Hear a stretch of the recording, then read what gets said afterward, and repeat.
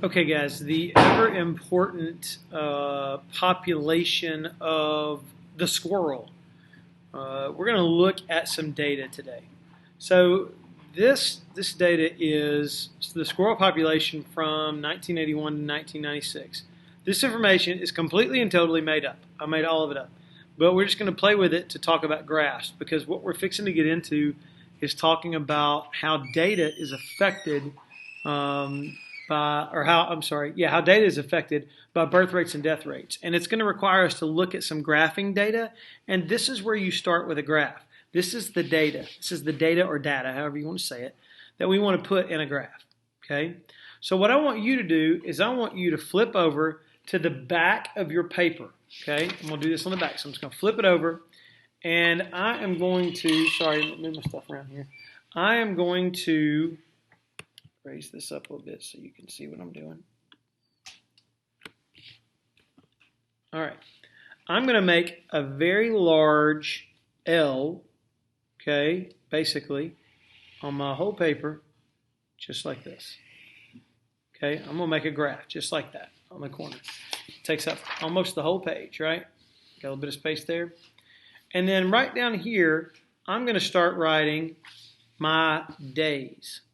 So it starts, when I come back over here and look, my graph starts at 1981. So on this x-axis, and this is what this actually looks like on a graph, right? Because a graph has 4 quadrants, okay?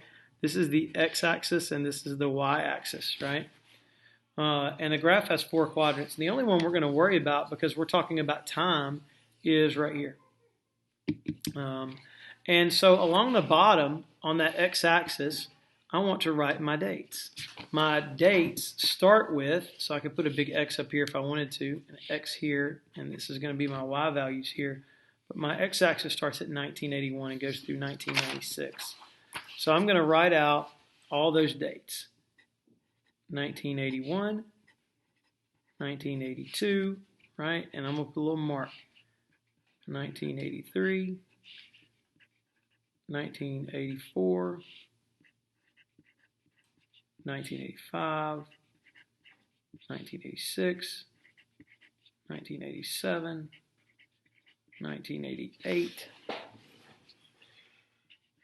1989,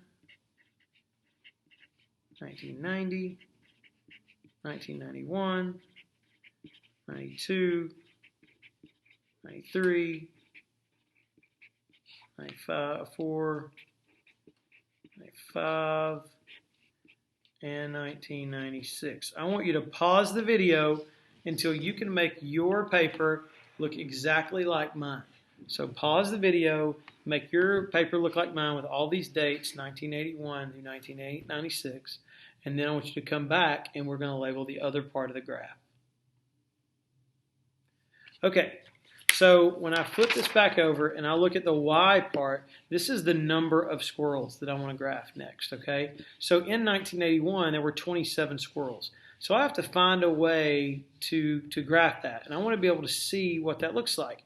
Now, these numbers all fall between 0 and 100, right? All of these. So that's where I'm going to pick for my range. You guys just write down what I'm writing down right here, okay? I want your paper to look like my paper, all right? I'm going to start right here. I'm going to go 5, 10, 15, 20, 25, 30, 35, 40, 45, 50, 55, 60, 65, 70, 75, 80, 85, 90, 95, 100, right? So I want you to pause your video. I want you to make your paper look like my paper. Pause your video, make your paper look like my paper, and then when you have yours looking like mine, bring it on back and we'll talk about what's next. Okay, so when we flip this back over, we now have all of our data on our graph on our x-axis and on our y-axis. And now I want to start plotting these points. So when I look at my year, so I want to show on my graph that in 1981 there were 27 squirrels. So I'm going to come back over here to my graph, okay? Come back over here to my graph, and down here I have 1981, and over here I have numbers. Now 27 is not one of my numbers, but 27 falls in between 25 and 30, in between 25 and 30. So I'm going to take my pen or my finger and I'm going to run it up. Here's the 1981. It's going to come up all the way up here close, and the other number is 27. So if I come up from 1981 and over from 27, it's just above the 25, and I put a mark right there just like that. So now I'm going to go back over here and look again. So I've done the 1981, so I mark it out. I've done the 27, I mark it out. 1982, there were 41. So I'm going to flip it back over. I'm going to find 1982, and I'm going to go up right above 1982 until I get to where 41 would be. So here's the 40, and here's the 1981, and I'm going to run those things together, and I'm going to put my dot right there. So it's straight up from the 1982, and it's straight over from the 40. Okay? So then I'm going to flip my page back over.